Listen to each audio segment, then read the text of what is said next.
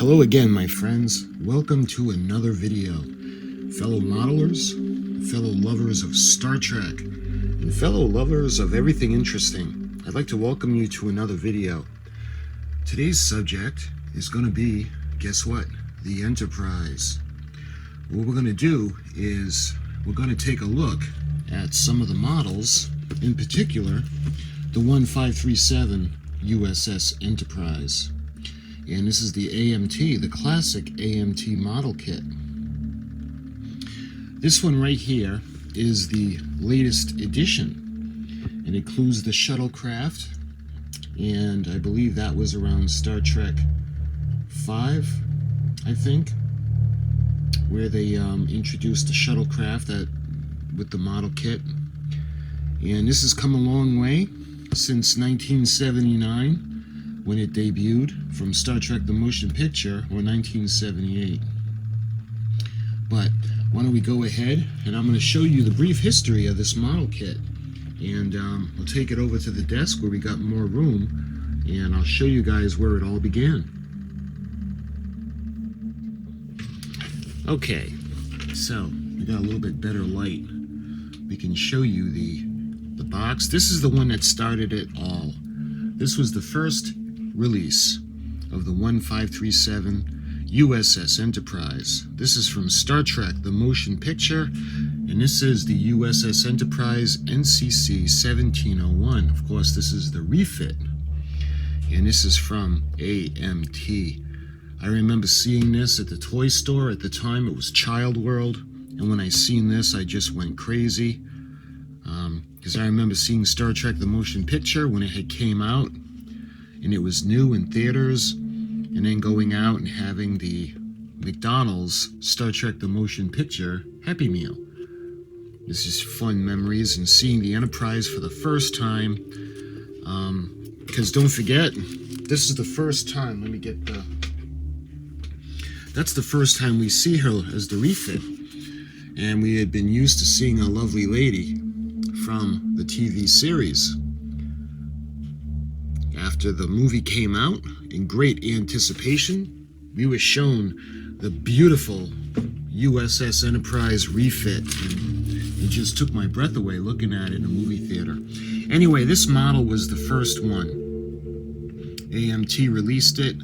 This is in 1537 scale, and this is the saucer lights that really work. This one has the electronics, the new rainbow effect decals, the new rub-down transfers, over 22 inches long assembled, and display stand included.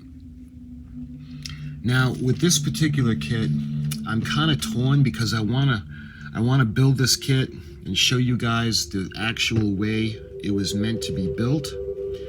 But looking at the illustration, you can see it's got all of the Aztecing, and I'm wondering if I should get the Aztecing decals and put the Aztecing decals on the model. Once we do that, it's going to be modified. It's not like it's going to be out of the box. And then I don't know how weird it'll look with the rainbow decals. But we got a little while until we come to that conclusion. So anyway, looking at the box, this is the one that started it all. Now, they did do some re-releases of this model kit. They did quite a few, actually, for Star Trek 2, Star Trek 3, Star Trek 4, and Star Trek 5, and Star Trek 6. It was everything from the Enterprise NCC-1701 Refit through the NCC-1701-A. And I've shown you, along with this kit, I've shown you all of the movie releases of this. This one was the first one to feature the smooth hull. As soon as Star Trek 2 came out, they re-released this model kit, and then they had the, I don't know if they were trying to mimic the Aztecing in the plastic, but it was all kinds of different little designs in the plastic. But this was the smooth version. And showing you again, we'll take a look at the side of the box. You can see this is over 22 inches long. We've got the peel-off press-on rainbow effect decals, no water needed. and suspend in space, or we can use the stand. We got saucer lights that really work, rub down transfers, no water needed. How could you not go crazy as a kid looking at this? And the way the model looks on the box, you can see where they've got the lights in. It also looks like they have a light on the nacelle pylon, but that's not the case. The only part that has the lights are the saucer section where the windows are, and you can see on the bottom where the sensor dome is. And this is the new Star Trek The Motion Picture U.S.S. Enterprise plastic hobby kit, and this is from 1979. And this is S970801. Looking at the ends of the box, you can see where it says $65. I don't remember it being that expensive. This is S970. You can see that beautiful illustration of the Enterprise. This one, like I said, the lights, but the only section that has lights are the sensor domes and the windows around the saucer section. The bridge on top, secondary hull, the deflector dish, nothing else has lights. And I think both ends of the box pretty much are the same. And again, you can see S970. All right, let's take a look at the other side of the box now. It shows some more pictures. And there's been, again, you can see two pictures right here where you can see the Aztecing. But I tend to believe that that's actually the filming model itself. And when it goes to the actual model kit, I think these are a little more accurate to what the kit will look like. And that's got to be painted because the deflector dish does not light up. But you can see how it'll look. And it's in a dark area and it's illuminated from above. So like I said, I want to do it like it would look out of the box to stay true to the kit, but I also wanted to put the Aztecing on. And as soon as I do that, and as soon as I start putting in different lights, it's going to alter it. So we can do it one of two ways. We can do it original, but in addition to doing it original, we can go ahead and soup up the kit. We can do the aftermarket Aztecing decals, and then we can just put lights in different parts of the ship. Maybe we can light the nacelle pylons. Maybe we can light the impulse engines. Maybe we can light the ends of the nacelles. There's a couple of things we can do, but still keep it true with the rainbow decals. Again, we'll see. We'll see when we go ahead and actually make this kit. Looking at the back of the box, there's nothing on the back. And again, this is the kit that started it all. This is the first 1/537 scale Enterprise refit. And again, I've done a video on all of the other releases of the movie version of this kit. And I'll put a link in the description if you want to check that out. That aside, the last release was from the Undiscovered Country, I think. And I think that's the first one that had come out with the shuttlecraft. And again, this was the only release of this kit to feature the smooth hull. After this and after the movies came out, let's show you guys the next release. Let's see, am I going to be able to keep that here? Let's put this aside.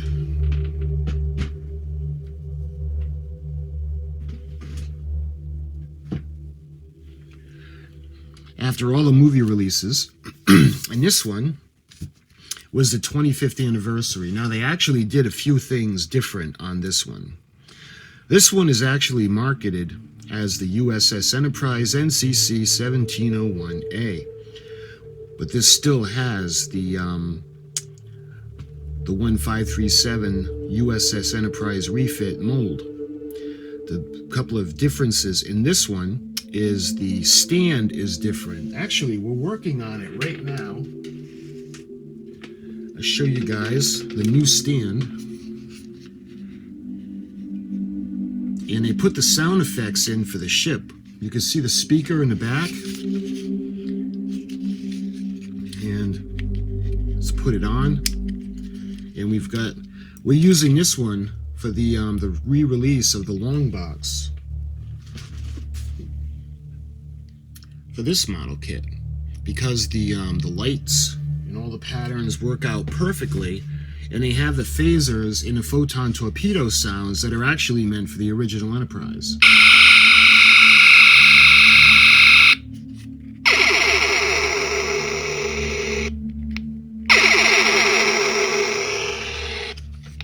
And you can see what a switch is. But this is actually the one that we're working on. This base goes with this model kit. I'm just using it for the Enterprise, the original NCC-1701, because of the sound effects and the lighting hooks up for the on-screen flashing perfectly. So anyway, I just wanted to show you the base that's included in this model kit. So this model kit, again, this was released after the movies, and this is for the 25th anniversary of Star Trek. This is the detailed plastic model kit, including microchip and speaker with phasers and photon torpedo sounds, wiring and LEDs for lighting, and a new base to contain wiring, switches, speaker, and 4 AA batteries. And this is the special edition from AMT ERTL, U.S.S. Enterprise with lights and sound effects. And again, what's not to love when you see this beautiful illustration and you see it at the toy store or the model shop? And the side of the box, this one has the model kit that's a little truer to what it will look like. You can see it's got the deflector dish that's actually made of clear blue plastic, and it's got the different base, but it's still the 1537 scale. And again, you can see a little better picture of it over here. I've done a model build on this, and of course this is a long time ago, and it was, well, I did pretty much a horrible job. So at some point I'd like to redo this model, just because I've gotten a little bit better at modeling. And this is kit number 6957, special edition U.S.S. Enterprise with lights and sound effects. Checking out the ends of the box, we got the same illustration on the front, and we got number 6957, and I think it's the same on both ends. Let's check it out. Yep, both ends of the box are the same. And looking at the other side of the box, you can see this was released in 1991. Of course, the 25th anniversary of Star Trek. And it's got the different countries. U.S.S. Enterprise, over 22 inches long assembled. The kit includes wiring, LEDs, switches, speakers, microchip to create the effect and lighting. We got a new base, detailed instructions, and authentic decals for the U.S.S. Enterprise, paint and cement not included. And this is AMT ERTL, kit number 6957. And on the back, there's not too much on the back, but you can see it's got a little bit of information. Please retain the address for reference. And this is the 25th anniversary. This had come out after the Star Trek movies had made the switch over to the NCC-1701-B that came out and we were introduced to in Star Trek Generations. And of course, this is them passing the torches over to the Star Trek The Next Generation cast and crew and era. So this one, a little bit of differences, like I said. This one there's no smooth hull. Like the original release, this one has the smooth hull, whereas this one has the engravings, kind of like to mimic the the pattern is not the Aztecing, but it's meant to mimic the small surface areas on the hull. And the base is totally different. Let's see, the base on this one was the triangle, and it's got the arm that's coming up. Whereas the base on this one, I showed it to you earlier, the real base, but you can see in a photograph, and it's got a housing in the back where the speaker is. Okay, this was the release after the movies, and I'll take you up to the newest release of this model kit. For the longest time, this one was the one that you would get. It was the newest release at the time of, again, it was 1991. They recently came out with a new release. AMT did, round 2. So let's show you the newest version of this kit. And this is the one, like the last release of this one from Star Trek 6. It's got the shuttlecraft that goes along with it. And this is the NCC-1701 Refit. This is not marketed as the A1537 scale. And you can see the picture where they've got like a little bit of a tilt to it. Star Trek. You can see the beautiful box art. You can see a better picture, a better way to check out the little moldings that are in the plastic.